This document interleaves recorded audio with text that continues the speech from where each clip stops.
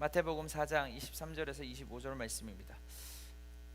두 개 볼 건데 마태복음 9장 35절도 볼 건데요.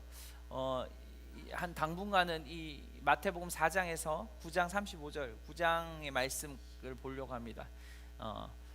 이 4장에서 9장까지 이야기하는 하나님의 메시지들을 통해서 뭐 저는 강해 설교를 잘 못하기 때문에 어떻게든 강해 설교는 아니고요. 근데 중요한 하나님의 메시지를 좀 나누려고 합니다.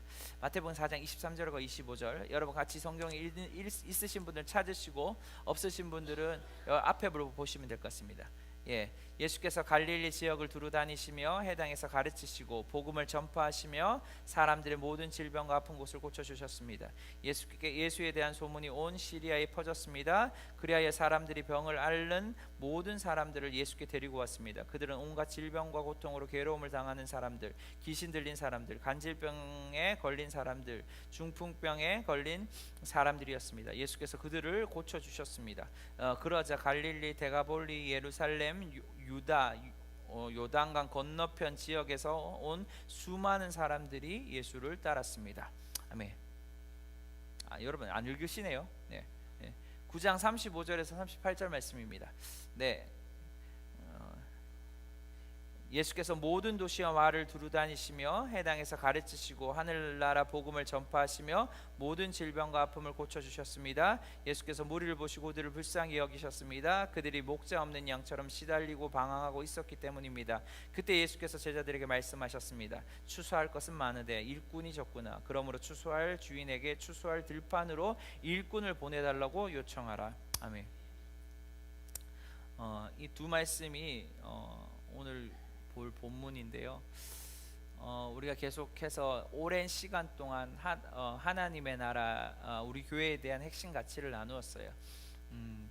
오늘은 제가 주제를 이렇게 잡았어요. 문화를 만드는 사람들이라고 제가 정했는데 굉장히 우리에게 중요한 가치 중에 하나가 있다면 그것은 하나님의 나라에 대한 가치입니다. 예수를 믿는다라는 것, 그리스도인으로 산다라는 것, 내가 예수님을 믿고 따른다라는 것은 바로 다른 것이 아니라 가장 중요한 것 중에 하나가 바로 하나님의 나라의 가치를 아는 겁니다. 이걸 모르면 우리의 신앙생활이 엉터리가 될 수 있습니다. 자, 이거 제가 결론적인 걸 제가 던졌지만 제가 계속 먼저 문화에 대한 이야기들을 좀 하죠. 여러분 문화가 뭘까요? 문화. 우리는 우리가 문화를 만드는 사람들이라고 말을 했는데 문화가 뭘까요? 사전에서 보면 이렇게 말하고 있어요. 자연 상태에서 벗어나 일정한 목적 또는 생활 이상을 실현하고자 사회 구성원에 의해서 습득, 공유, 전달되는 행동 양식이나 생활 양식의 가정 및 그 가정에서 이룩하여 낸 물질적, 정신적 소득을 통틀어 이르는 말. 그러면서 의식주를 비롯하여 언어, 풍습, 종교, 학문, 예술, 제도 따위를 모두 포함한다라고 말하고 있어요. 자, 문화라는 건 어렵진 않습니다. 근데 그 문화가 뭘 나타내죠? 그 문화의 사람들이 어떠한지를 나타내요. 이게 굉장히 중요한 겁니다. 그러니까 어떠한 한 문화가 있어요. 그러면 그 문화의 사람들이 어떤 삶의 라이프 스타일을 가진지를 이야기할 수 있는 것이죠. 이거 따라오십니까? 제가 일본을 그렇게 좋아하는 건 좋아하죠. 일본을 좋아합니다. 일본을 되게 좋아하고 일본을 사랑하는데 이번에 가서 더 사랑하게 됐는데, 일본에 보면 여러분 보셨어요? 일본에 보면 여러분 가게들이 진짜 다 조그만합니다. 근데 조그만데 여러분 다 얼마나 된 줄 아십니까? 일본의 가게들을 향해서 일명 이렇게 말해요. 3대가 하는 집이 아니면 요리가 아니다, 이런 말이 있습니다. 그러니까 최하 몇 년 됐다는 거죠? 3대니까 40년씩 끊어도 120년, 100년에서 120년 됐다는 거죠. 그 정도 돼야지만 뭐가 된다면 일본에는 이 사람 요리 좀 하네, 이 정도 되는 거예요. 예. 근데 여러분 그러한 이유가 있습니다. 그래서 일본에 보면 가게들이 다 크지 않고 뭐예요? 조그만 거예요. 여러분 한 조사에 보면 이런 일이 있어요. 한 조사에 따르면 100년 이상 된 가게가 몇 개일 것 같아요, 일본에? 예? 100년 이상 된 27,300개랍니다. 100년 이상 된 가게가 일본에는 27,300개래요. 그러면 200년 이상 된 가게는 몇 개일까요? 여러분 200년 이상이 뭐 생각을 할 수 있겠습니까? 근데 지금 그런 말이 있어요. 몇 개가 되냐면 3,937개라는 거예요. 엄청나죠? 근데 여기서 놀라면 안 됩니다. 얼마나 되냐? 500년 이상 된 가게는 몇 개일까요? 이 정도 되면 이제 놀라셔야 돼요. 얼마나 될까요? 147개가 됩니다. 여기서 끝나지 않습니다. 1000개 이상 되는 가게는 몇 개가 있을까요? 여러분 1000개 이상 된 가게 뭐 상상이나 가게입니까? 1000년 동안 있었던 가게가 21개나 된답니다. 여러분 일본이 좀 재밌는 건데, 하나만 볼게요. 여러분 여기 보이면 이게 숙박업소입니다. 숙박업소. 이 숙박업소가 얼마 된 것 같습니까? 예? 이 숙박업소가 기네스북에 기재됐는데 세계에서 가장 오래된 숙박업소입니다. 몇 년 됐을까요? 여러분 다 틀렸습니다. 1400년 넘는 숙박업소 중에 하나고, 그리고 이게 언제 지었냐면 705년에 지어져서 1300년이 넘었다는 거죠. 이 숙박업소가 바로 정확하게는 어디 있냐면 그 후지산 근처에 있는 야마다시현 근처에 있답니다. 1300년이에요. 여러분 이런 것들이 일본에 너무 많은 거예요. 여러분 우리 가봤잖아요. 우리 목사님하고도 우리 리더들 몇 명 데리고 제가 일본 갔었잖아요. 가면 우리 그때는 대부분 현대로 최근에 만든 뭐 스시집도 가고 이래서 모르겠는데, 중요한 거는 오래된 가게이면 가게일수록 크지 않습니다. 조그만해요. 요 정도 장사가 이 정도 잘 되는 것 같으면 확장해도 되는데 그들은 확장하지 않는다는 거죠. 그 상태를 100년, 200년, 아까 말했던 500년 이렇게 유지한다는 거예요. 왜 그럴까요? 이것이 바로 일본의 무슨 사상이냐면 와 사상이랍니다. 한자로는 이런 말, 화라는 단어를 쓰는데 발음을 할 때는 와라는 와 사상이 있습니다. 이 와 사상이라는 게 뭐냐면 이겁니다.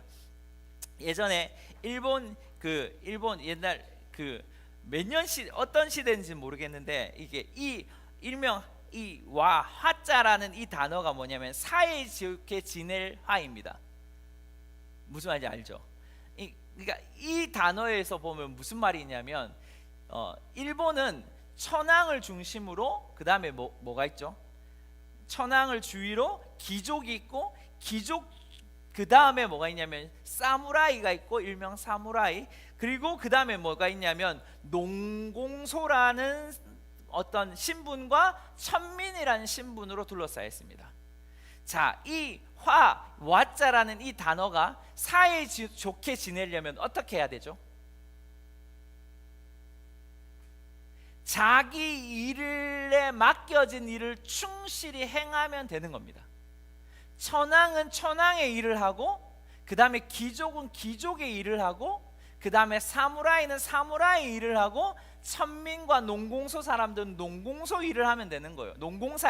사람들은 신분이 있는 사람, 그들의 일을 하면 되는 거예요. 자, 그렇다면 한번 보세요.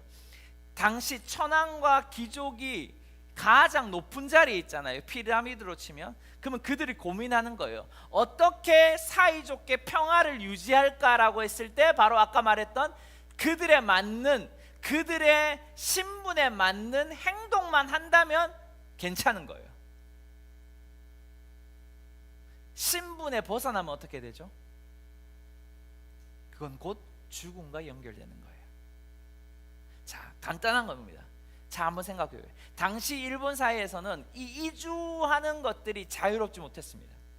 자, 어느 날 한 우동집이 있다고 생각해 봅시다. 우동집이 있는데 우동집에 우동집이 이런 거죠. 그래서 요걸 설명 한 번 더 해드릴게요. 일본에는 예전에 집이 있었으면 그 집에 자기의 신분이 뭔지, 그리고 자기의 신분과 함께 자기가 하는 일을 뭐 하냐면 문패처럼 붙여 놓습니다. 이게 왜 중요하냐면 이것이 바로 와사상이 굉장히 중요한 건데, 이런 겁니다. 아까 말했던 우동집 얘기를 해볼게요. 우동집이 있으면 우동집이 이렇게 하다가 잘 돼요. 잘 되면 우리는 어떻게 하죠? 확장을 시키든가, 그 다음 어떻게 하죠? 분점을 내든가 하죠. 그런데 만약 이 우동집이 잘 돼서 확장을 하면 어떻게, 확장을 하거나 분점을 내면 어떻게 될까요? 자기의 신분과 자기의 분수에 맞지 않는 행동이기 때문에 일명 이지메, 좋으면 이지메, 나쁘면 그 천민 위에 있었던 사무라이가 뭐 하냐면 그들을 마음껏 죽일 수 있는 겁니다. 그러니까 이 천민, 농공사라는 이 사람들이 대부분일 거 아니에요? 그들의 직업을 누가 정해줄까요? 바로 천황과 귀족이 정해주는 거예요. 너는 우동집을 해? 그러면 내 아버지가 우동집을 했어요. 그러면 그 아들은 뭐 해야 돼요? 우동집을 해야 되는 거예요. 나는 우동집 하기 싫어요 라고 말하면 어떻게 될까요? 우동집을 하기 싫고 난 사무라이를 하든지 나는 뭐 공부를 할 거야 라고 하면 어떻게 될까요? 네 분수에 맞지 않는 행동이기 때문에 이지매일 수 있지만 결국은 죽음을 당하는 것이 되는 거죠. 평화를 깨트리는 것 또는 문제를 발생시키는 것은 곧 뭐와 연결되는 거예요? 일본 사회에서 죽음과 연결되는 거예요. 그래서 일본은 뭐 한 가지를 하면 오랫동안 하는 겁니다. 이게 바로 와사상입니다. 그 와사상이 지금까지도 일본의 문화에 깊이 뿌리 박혀 있는 거예요. 제가 이걸 보면서 좀 놀랐습니다. 근데 그 와사상이 뿌리 박히면서 뭐예요? 일본은 오늘날 좋은 점도 있어요. 그래서 수많은 사람들이 그곳에 뭐예요? 관광 가고 그 맛있는 우동이나 맛있는 것들을 먹게 되는 거거든요, 사실. 근데 한편으로는 또 뭐죠? 그들의 평화, 그들의 죽음이라는 그 두려움이 그들을 그 한 곳의 틀에 가둬놓는 단점이 있는 거죠. 그래서 제가 정확하게 이것을 여러분이 이해하셨으면 좋겠는데, 왜 이 얘기를 할까요? 하나의 문화가, 와라는 사상의 문화가 이 사람에게 지배되고 장악되어질 때 이 사람은 그렇게 살아갈 수밖에 없는 것이죠.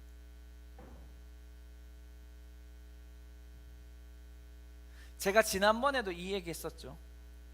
빌 목사님의 책에 보면 몇 군데에서 나옵니다. 빌 목사님이 어느 날 네덜란드를 갔어요. 그리고 네덜란드에서 컨퍼런스를 했는데 그 네덜란드 컨퍼런스에서 이제 어느 휴일날 네덜란드가 여러분 뭘로 유명한 줄 아시죠? 튤립으로 유명합니다. 전 세계의 튤립의 80%가 어디서 수입돼요? 네덜란드에서 수입되고 수출합니다. 그 정도로 네덜란드는 큰데, 자, 어떤 한 사람이 이런 거죠. 보이시는지 모르겠어요. 어마어마한 비닐하우스에 이 튤립을 키우는 겁니다. 언제? 24시간 365일. 어떻게 해요? 똑같은 온도와 똑같은 습도와 똑같은 햇빛을 주면서요. 그러면 뭐 해야 되게 돼요? 이 튤립이 어떠한 것이 있더라도 그 튤립은 건강하게 자랄 수 있는 환경이 주어지는 거죠. 여러분, 이게 굉장히 우리에게 중요한 의미를 준다라고 저는 믿는데, 여러분이 가지고 있는 어떠한 문화적인 가치는, 아까 제가 서두에 뭐라 그랬어요? 그 사람이 어떤 문화를 가지고 있냐는 그 사람이 어떠한 사람인지를 보여주는 것이죠.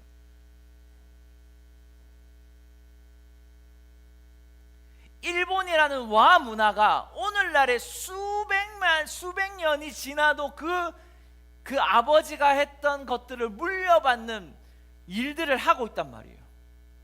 그렇다면 우리가 반대로 생각했을 때 우리가 하나님의 나라의 가치의 문화를 가지고 있다면 어떤 일이 일어날까요? 믿는 자들이 믿는 자다라고 오늘날 왜 이야기 드러나지 않을까요?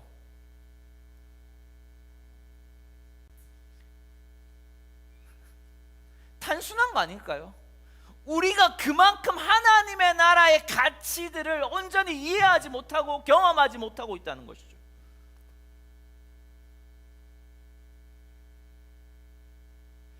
단순하게 생각해서 우리나라는 일본과 중국과 다른 젓가락 문화를 가지고 있잖아요. 일본은 젓가락질을 하죠. 근데 일본은 무슨 젓가락을 쓰죠? 나무 젓가락을 써요. 가벼워요. 여러분, 우리 집에도 몇 개 있는데 우리 어머니가 사주신 거, 일본 갔다 여행 갔다 오셔서 사주신 거 있는데 그게 굉장히 가벼워요. 우동 먹기는 좋습니다. 그게 근데 다른 건 별로예요. 근데 우리나라 젓가락은 어때요? 무겁단 말이에요. 차이가 있어요. 근데 우리가 뭐예요? 재밌게 보면 우리 엄마 아빠의 세대가, 우리 할머니 할아버지 세대가 그 무거운 새 젓가락을 사용하면서 우리도 자연스럽게 그 젓가락질을 뭐예요? 배우게 되는 것이죠. 제 얘기를 한번 잘 따라오 보십시오. 여러분이 하나님의 나라의 그 가치를 가지고 하나님의 나라의 그 놀라운 그 가치를 경험한다면 여러분이 뭔가 하지 않아도 자연스럽게 그 유산이 흘러가게 되어 있는 것이죠. 무엇이요? 하나님의 나라가요. 이건 너무나 중요한 우리에게 질문을 던지는 겁니다. 그리스도인이라는 건, 예수님을 따른다라는 건, 내가 예수 믿는다라는 건 오늘날 여기 와서 예배드리고 눈물 흘리고 쓰러지고 자빠지고 웃고 이게 아니에요. 이거보다 더 놀라운 것이 있어요. 그건 뭔지 아십니까? 바로 이 예수님의 모습에서 오늘 우리가 발견할 수 있는 거죠. 한번 볼까요? 여러분은 오늘 예수님은 하나님의 나라의 문화를 어디에 만들어 놓으셨어요? 이 땅에 만들어 놓으셨어요. 예수님이 왜 그렇게 하실 수밖에 없었을까요? 그분이 하나님 나라의 자체였기 때문에 그렇습니다. 하나님의 나라의 그분 자체가 하나님의 나라셨기 때문에. 여기 예수님이 몇 가지 사역을 하시죠? 3가지 사역을 합니다. 그래서 우리는 흔히 삼중 사역이라고 말을 해요. 자, 내용은 이렇습니다. 이제 예수님이 뭐 하셔요? 세례를 받으시고 세례와 함께 성령이 내리시고, 그리고 하나님이 물 위에 올리셔서 성령에 이끌려서 어디로 가요?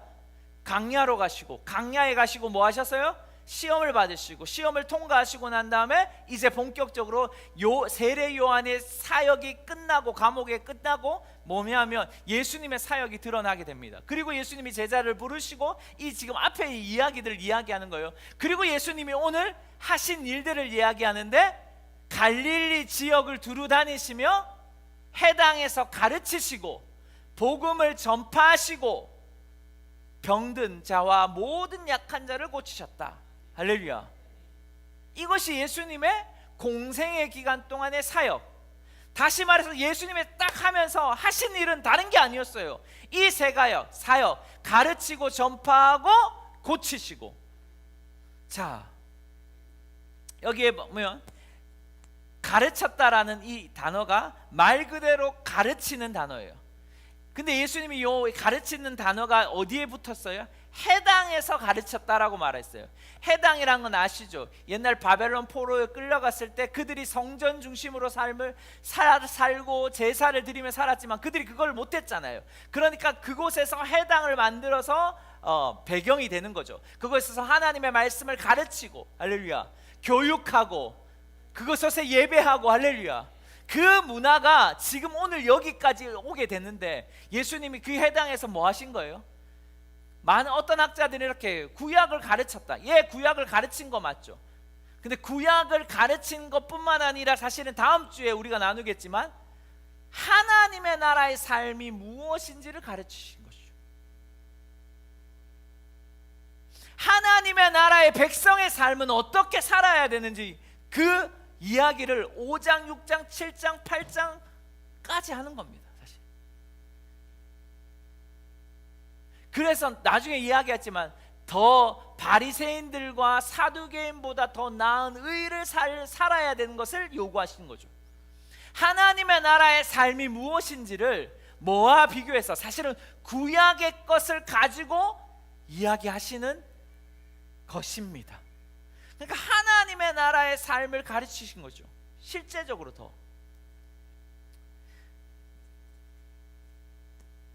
그걸 어떻게 할 수 있냐면 구약을 이야기했을 뿐만 아니라 그런 삶을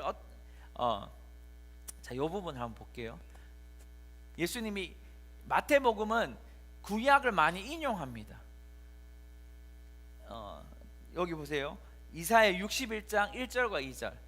주 여호와의 영이 내 위에 있으니 이것은 여호와께서 내게 기름을 부어 가난한 사람들에게 좋은 소식을 전하게 하는 것이다. 그분이 나를 보내셔서 마을을 상한 사람을 감싸주고 포로에서 자유를 선포하고 갇힌 사람을 풀어주고 여호와의 은혜와 우리 하나님의 보복의 날을 선포하며 슬퍼하는 모든 사람들을 위로하셨다. 아멘. 이 이사야 61장의 말씀을 누가복음 해당에서 한 말씀을 꺼내어서 읽기 시작합니다. 그리고 누가복음 18장 주의 영이 내게 내리셨다. 이는 하나님께서 내게 기름을 부으셔서 가난한 사람에게 복음을 전파하도록 하기 위해서다. 하나님께서 포로된 사람들에게 자유를, 못 보는 사람들에게 다시 볼 수 있음을, 억눌린 사람들에게 해방을 선포하기 위해 나를 보내셨다. 주의 은혜를 선포하도록 하기 위함이다. 아멘. 말씀을 들어서 구약의 말씀을 가지고 말씀하실 뿐만 아니라 여기에 뭐를 더하시죠? 자기가 바로 구약에 있었던 하나님의 약속의 모습이다. 약속인 그분이 바로 나다라는 것을 계속해서 가르치신 것이죠. 그러니까 예수님이 해당에서 가르쳤다라는 것은 구약을만을 가르친 것이 아니라 하나님의 나라의 삶을 가르치고 그 하나님의 자체인 그분, 그 약속인 그분을 가르치신 것이죠. 자, 두 번째 볼게요. 두 번째는 복음을 전파하셨대요. 자, 여기에서 복음이라는 단어가 사실은 실제적으로 원어로 보면 나라의 좋은 소식입니다. 자, 가르침과 선포는 같습니까? 틀립니까? 어떤 분들은 이것을 하나로 묶는 분들이 있어요, 학자들이. 근데 이건 전혀 다른 방식입니다. 이것은 아까 말해서 가르쳤다라는 것은 뭐죠? 뭔가 풀어서 해석해주고 이해시켰던 부분이라고 볼 수 있는 거예요. 근데 이것은 선포했다, 전파했다라는 것은 이것은 그냥 어떤 것들이 일어난 것을 전한 것이죠. 자, 간단하게 말해서 복음이라는 단어를 우리가 이야기하면 이 복음이 뭐라고 헬라 시대에 어떤 의미가 있었다 그랬죠? 전쟁에서 승리했던 승전보를 알려주는 기쁜 소식이다라고 말했어요. 그러니까 우리가 이해할 때 기쁜 소식이다라고 이해하시면 안 돼요. 뭔가 특별한 기쁜 소식. 그래서 결혼식 같은 기쁜 소식, 특별한 인생에서 몇 번 없는 정말 즐겁고 행복하고 기쁜 소식이 바로 복음이거든요. 근데 그 복음을 뭐 하셨냐면 전파하셨다는 거예요. 근데 그 복음을 무슨 복음을 전파하냐면 하나님의 나라의 복음을 전파하셨다는 거예요. 원어로 보면 나라의 복음을 전파하셨다라고 말하고 있단 말이에요. 그러니까 가르쳤다라는 것과 선포하고 전파했다는 것은 완전히 다른 의미로 보는 겁니다.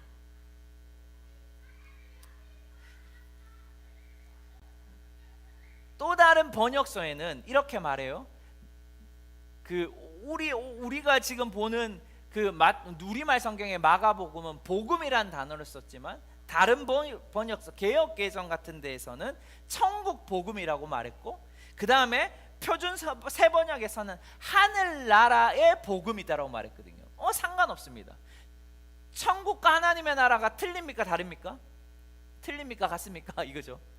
같죠. 하나님의 나라의 복음을 뭐 하신 거예요? 선포하신 거예요. 뭘 선포하셨을까요? 가르친 게 아니에요. 뭐 한 거예요? 하나님의 나라, 그렇게 예전에 구약에 약속되었던 그 하나님의 나라가 뭐 했다? 이제 이미 도래했다라는 거예요. 그 말을 하신 거라는 거예요.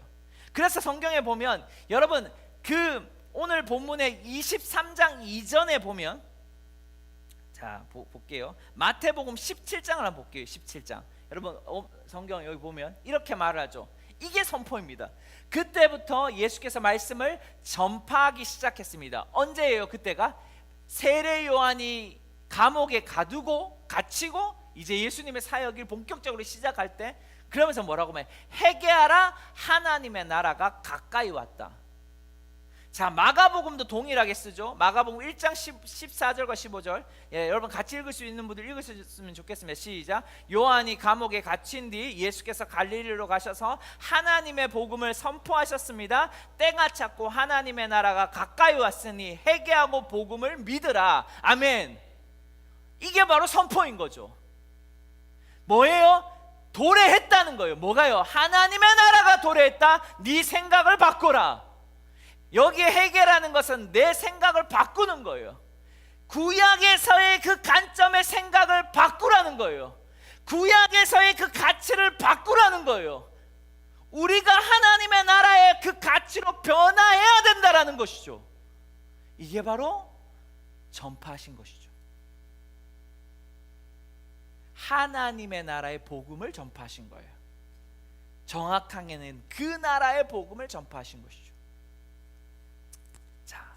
그리고 예수님이 뭐 하신 거예요? 이제 마지막으로 고치셨어요. 모든 병과 모든 약한 것을 고치셨어요. 할렐루야. 자, 정확하게 볼게요. 우리가 다시 보면 23절의 후반절에 사람들의 모든 질병과 아픈 곳을 고쳐주셨습니다. 그러면서 뒷부분에 그 소문이 어디에 퍼졌다고요? 온 시리아에 퍼졌대요. 시리아라는 것은 여기서는 시리아라고 말하고 또 다른 번은 수리아라고 말하는데, 예루살렘을 포함해서 로마의 행정구역, 그 예루살렘 이스라엘의 위쪽 부분까지의 행정구역을 이야기하는 겁니다. 그곳까지 퍼졌는데 여기 보세요. 그 사람들이 병을 앓는 모든 사람들을 예수께 데려왔습니다. 그들은 온갖 질병과 고통과 괴로움 당한 사람들, 귀신 들린 사람들, 간질병에 걸린 사람들, 중풍병에 걸린 사람들이 예수께서 그들을 고쳐주셨습니다. 아멘. 여러분 모든 질병을 고쳐. 여기서 모든 질병, 모든 약한 게 뭐예요? 질병만을 이야기하고 있지 않다는 거죠. 영혼, 육의 소조를 이야기하고 있다는 것을 여러분 보십니까? 다시 말해서 육체의 질병뿐만 아니라 혼의 감정의 치유가 있고, 흔히 내적 치유가 있고, 그뿐만 아니라 축사가 있고, 그리고 치유가 있고,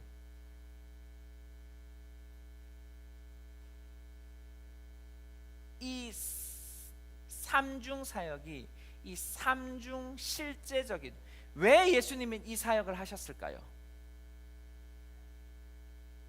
하늘에 있는 것들을 이 땅에 만들기 위해서 그러신 것이죠.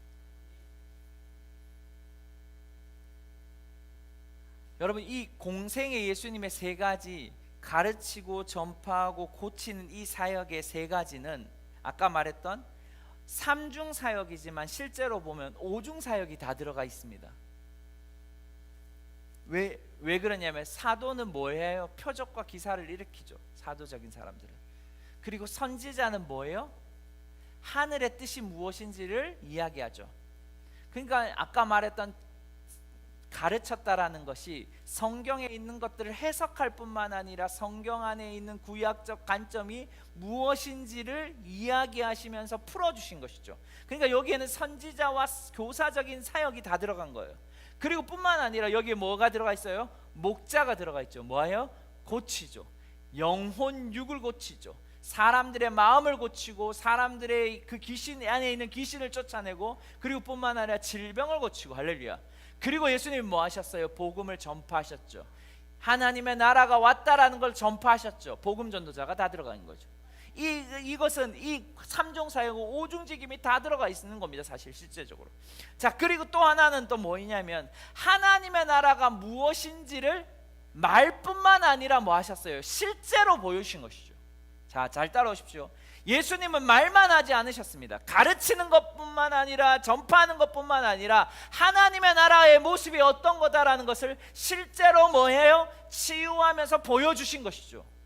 여기에 중요한 키들이 있어요. 잘 보세요. 그리고 또 뭐 있어요? 하나님의 나라의 백성, 그리스도인이라면, 제자라면 어떻게 삶을 살아야 되는지를 분명하게 5장, 6장, 7장 우리가 다음 주부터 배울 걸, 그것들을 이야기하신 것이죠. 그러니까 예수님은 하나님의 나라의 가치로 충만하신 분이다라는 거예요. 하나님의 나라의 가치를 가지고 이 땅에 살아가셨다라는 거예요.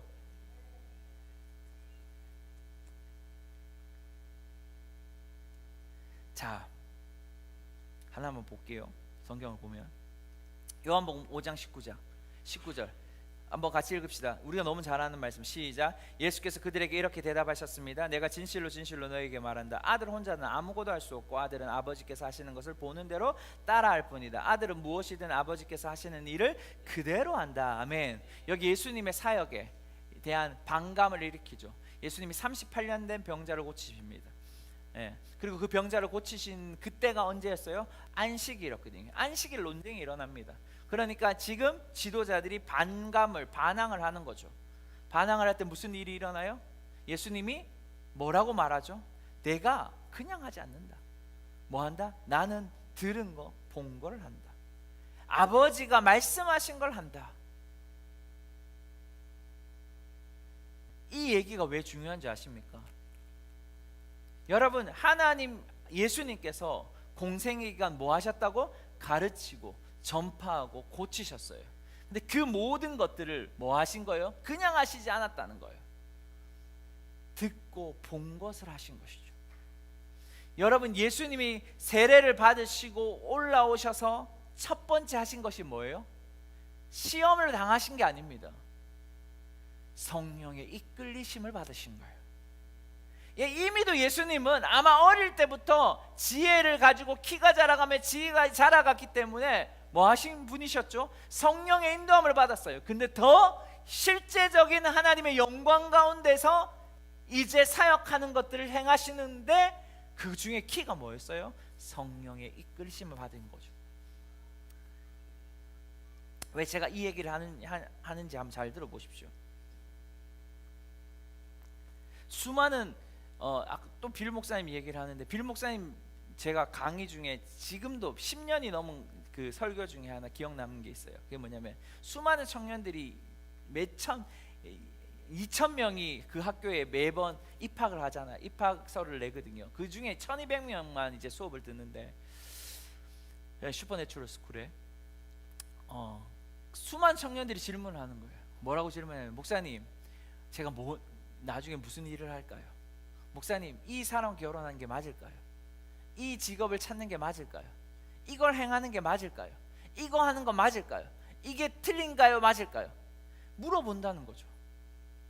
수많은 청년들이 그런 질문하지 않겠습니까? 사실 왜요? 영적인 탁월한 지도자잖아요. 아비잖아요.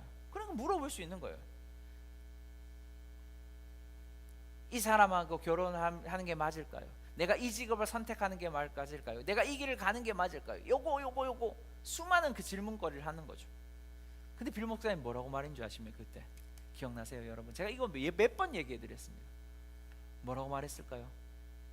성경에 마태복음 4장 23절을 가지고 이렇게 말을 하는 거죠. 예수님이 해당에서 가르치시고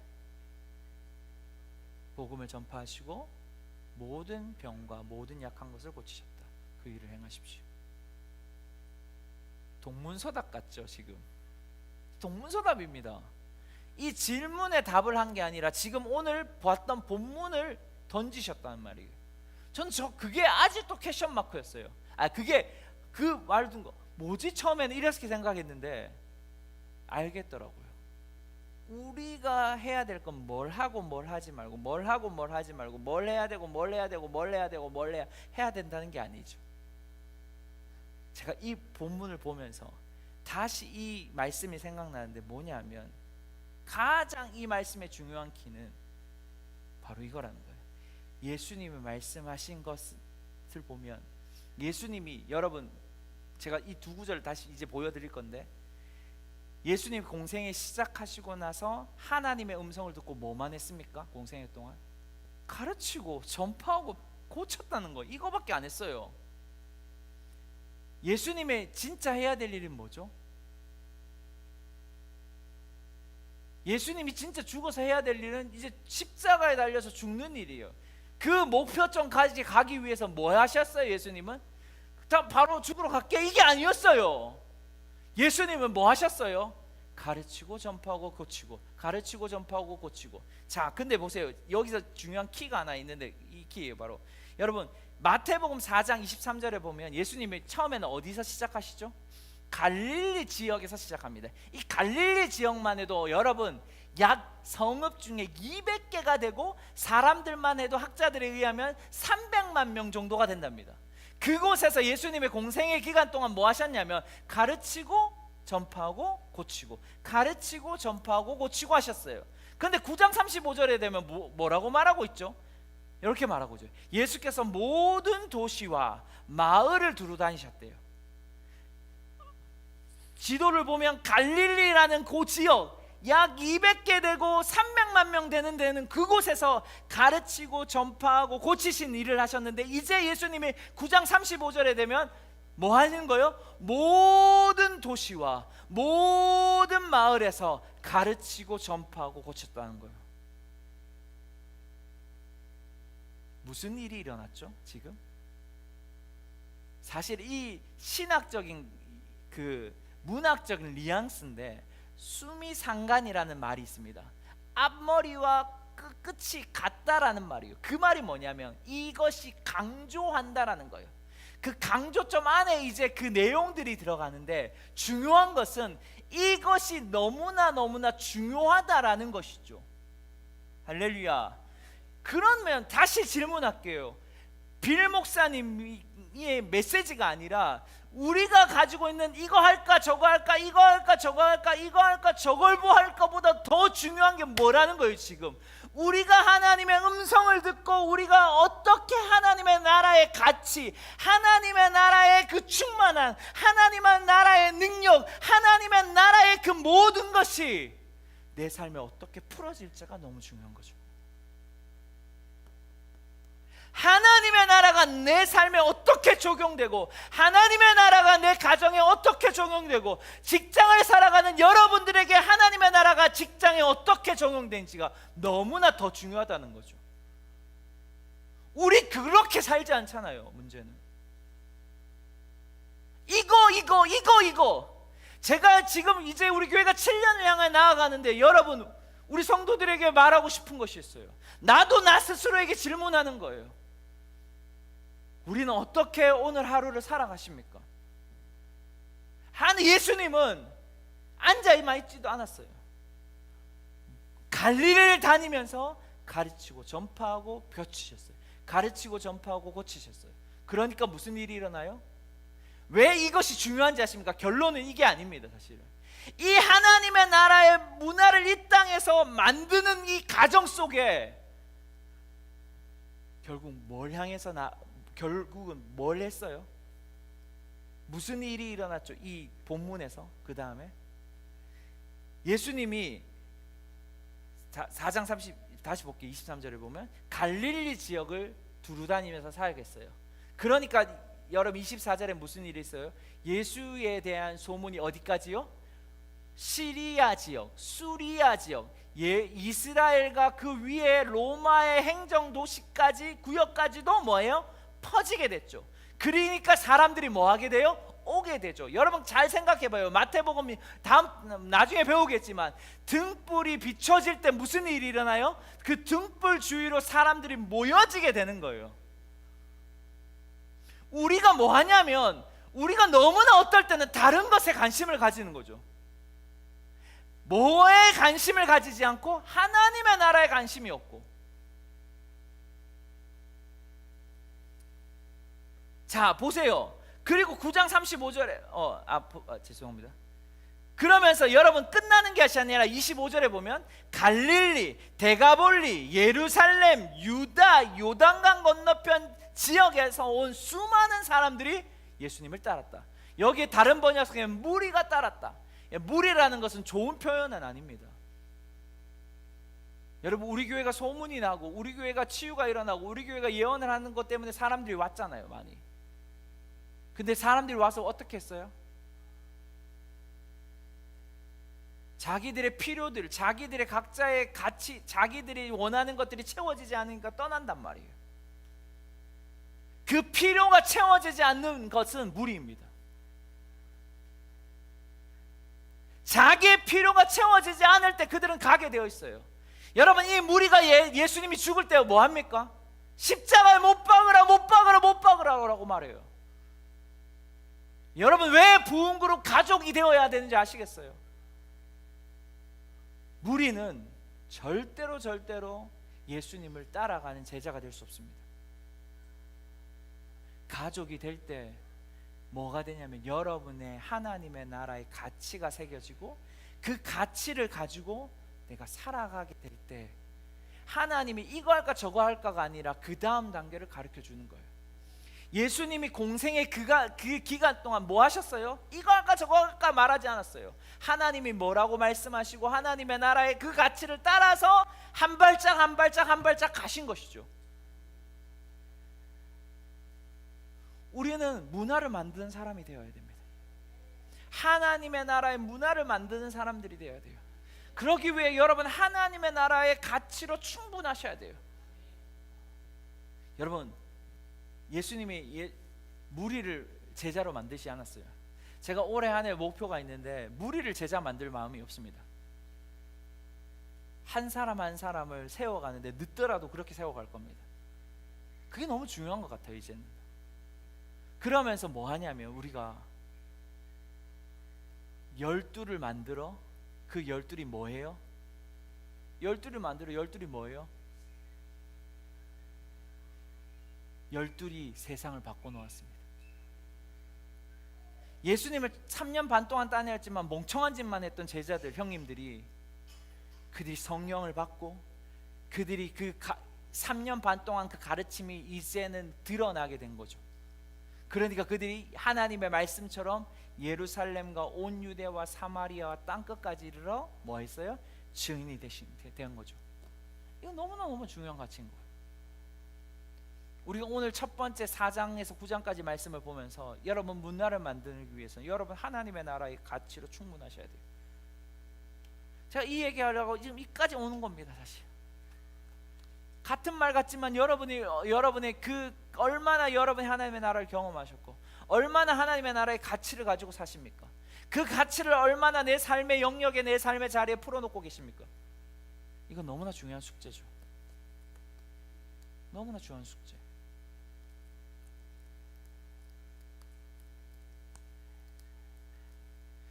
그럴 때 여러분이 사람들을 향하여 예언하는 것이 자연스러운 거예요.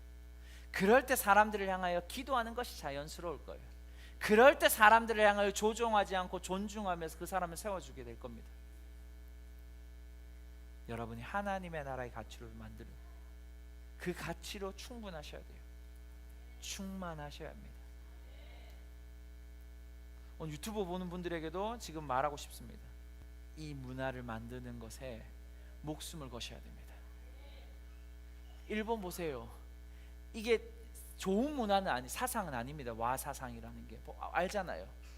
그 두려움 때문에 죽지 않기 위해서 그 자기들의 기술들을 자녀들에게 물려주면서 그곳을 떠나지 못하는. 그래서 가만 생각해보면 일본 사람들이 여행을 잘 안 다닌대요. 그것도 어쩌면 와사상의 문화에 젖어들이는 것이 아닐까 싶은데, 근데 우리가 하나님의 나라의 사상으로 가득할 때 여러분 무슨 일이 일어나겠습니까? 우리가 하나님의 비닐하우스를 하나 만들어 놓으면 무슨 일이 일어나겠습니까? 우리가 이 예배 안에서 하나님의 그 임재를 풀어놓는 문화를 만들어 놓으면 이곳에 오는 모든 사람들이 무슨 일이 일어나겠습니까? 저기 지금 돌아다니는 우리 저기 아이들이 무슨 일이, 어떤 일이 일어나겠습니까? 우리가 너무나 교회가 종교적이기 때문에 하나님의 나라의 정말 중요한 가치를 잃어버렸기 때문에 오늘 뭘만 얘기하는 줄 아십니까? 어떻게 도덕적으로 살아야 되는지만 얘기하는 거예요. 어떻게 하나님의 능력과 성품을 가지고 살아야 될지를 이야기하지 않고 어떻게 착하게 살 수 있을지만 얘기하는 거예요. 그건 성경이 말하는 것이 아닙니다. 우리는 가르치고 전파하고 병든 자를 고치고 모든 약한 것을 고치기 위해 만들어진 사람들. 오늘 우리 아이들에게도 말했어요. 오늘 놀라운 건 뭔지 아십니까? 우리 아이들에게 초자연적인 사역에 힘을 실어 놓는다는 걸 배웠는데, 자, 요거만 하고 마치겠습니다. 반주해 주세요. 사도 바울 할아버지 얘기하면서, 사도 바울 할아버지가 풍랑을 만났고, 그리고 풍랑을 만나서 겨우 몰타섬에 도착했는데, 몰타섬에서 추워서 불 지피다가 뱀이 나타나가 뱀이 빵 물려버렸어요. 그리고 사람들은 뭐라고 생각했죠? 죽을 거야 라고 생각했어요. 아, 죽을 거야. 근데 죽지 않았죠. 그리고 죽지 않고 무슨 일이 일어나요? 오히려 몰타성의 추장이었던 사람을 고치고 거기에 마을 모든 병든 자를 고침으로 인해서 그 사람들로부터 대접을 받게 되는 일이 일어났잖아요. 여러분이 어딜 가든 그곳을 왕궁으로 만들 수 있는 자입니까? 아니면 거지의 소굴로 만들 수 있는 자입니까? 나는 그런 문화를 만드는 사람들이 이곳에 나오길 소망합니다. 그러한 사람들이 오늘 유튜브를 보는 이 분들에게도 풀어지기를 소망합니다. 우리 같이 시간 기도하겠습니다. 간증 얘기하려다. 그러면서 우리 하얀이가 무릎이 안 좋았거든요. 그래 우리 아이들한테 손을 얹으라고 말했어요. 마가복음 1장 17절과 18절 말씀을 기억해서, 믿는 자에게 이런 표적을 따른다. 손을 얹은 즉 병이 낫는다. 그 아이들이 손을 얹고 몇 마디 안 했어요. 예수님이 이 손 위에 얹었습니다. 예수님, 이 시간에 예수님의 이름으로 고침을 받을 것을 선포합니다. 진짜 무릎에 통증이 이렇게 뭐 하더만은 저기 가서도 하고 막 이렇게 하더만은 안 아프긴 한데 이렇게 여기까지 했어요. 근데 진짜 안 아파 버린 거예요. 할렐루야. 여러분, 우리가 하나님의 나라의 문화를 만들어야 돼요. 예수님처럼 하나님의 나라로 충분하셔야 돼요. 우리 같이 이 시간에 기도합니다. 하나님, 그렇습니다. 우리가 다른 것을 바라봅니다. 우리가 어떨 때는 뒤의 것을 바라보고, 우리가 어떨 때는 이거 해야 되는지 저거 해야 되는지를 바라봅니다. 우리가 어떨 때는 이거 할까요 저거 할까요 라고 묻습니다. 그런데 하나님은 우리에게 가르쳐 주신 것이 있습니다. 바로 하나님의 나라를 가르치고 하나님의 나라를 전파하고 병든 자를 고친 것입니다. 하나님, 우리가 그 하나님의 사상, 하나님의 나라의 가치로 충분하게 하여 주시옵소서. 오늘 그 하나님의 나라의 가치가 오늘 여기에 있는 분들, 그리고 유튜브를 보는 모든 분들에게 풀어질 것을 선포합니다. 이 시간에 예수의 이름으로 하나님의 나라의 문화를 만드는 자들이 나올 것을 선포합니다.